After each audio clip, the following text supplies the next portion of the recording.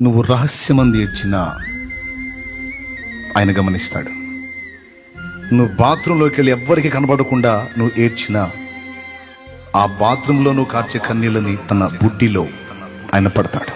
హృదయం కదిలితేనే కళ్ళలో కన్నీళ్ళు వస్తాయి. నా బిడ్డ గుండె ఎంత బాధపడిందో, నా బిడ్డ ఎంత వేదన పడుతుందో ఈ సమస్యను బట్టి నా బిడ్డ కన్నీళ్ళు వస్తున్నాయి.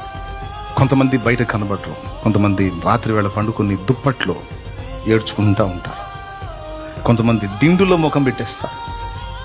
ఎవరికి కనపడకుండా సాష్టాంగ పడి బెడ్ మీద పడి దిండులో ముఖం పెట్టి ఆ దిండు తడిచిందాక ఏడుస్తూ ఉంటారు. గుండెలో బాధ చెప్పుకోలేరు, ఎవరికి చెప్పుకోలేరు.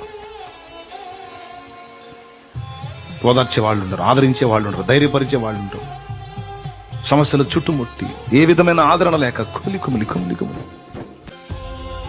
సప్పుడు బయటికి వినపడకుండా ఎవరికి అర్థం కాకుండా ఆ దిండులో ముఖం పెట్టేసి ఏడ్చి ఏడ్చి ఏడ్చి ఏడ్చి తర్వాత అక్కడే కళ్ళు దుక్కు చేసుకుని మౌనంగా లేచి వచ్చేస్తారు. ఆ ఏడుపును కూడా ఆయన కనిపెడుతున్నాడు.